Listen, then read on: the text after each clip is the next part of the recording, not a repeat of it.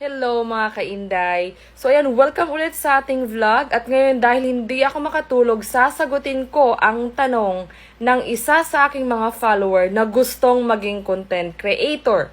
Ang problema, wala siyang option to turn on professional mode. So ano nga bang nangyari? So ginawa namin, in-update namin yung Facebook app niya, baka outdated lang. Pero hindi, updated naman. So nag-research ako.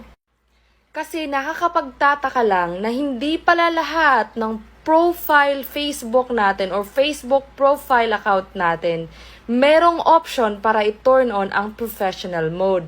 So guys, ito po ang sagot. So ito palang professional mode, hindi pala ito available sa lahat ng Facebook profile account. Limited lamang po ang nabigyan ito.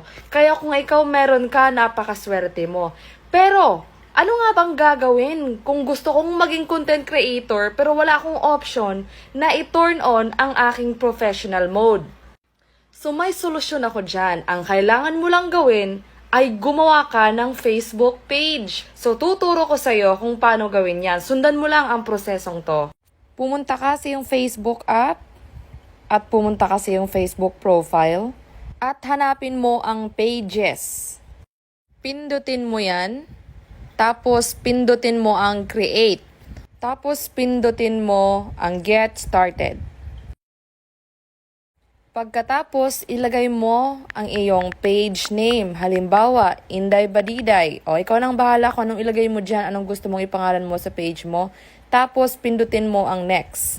Dito, pumili ka ng category na magdi-describe sa page mo. Halimbawa, health and beauty. Piliin mo lang yan, tapos create. At kapag nakapag-create ka na ng page, sundin mo lang ang instruction para i-fill out ang iyong mga information na kailangan. At kapag nagawa mo ang prosesong iyan, meron ka na ang Facebook page. Congratulations!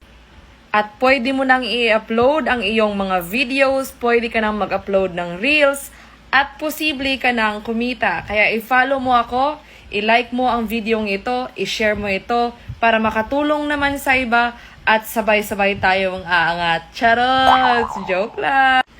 At ayun nga lang mga kainday at sana nakatulong sa'yo ang tutorial o ang videong ito at ako'y magtatrabaho na. Babush! Love you all!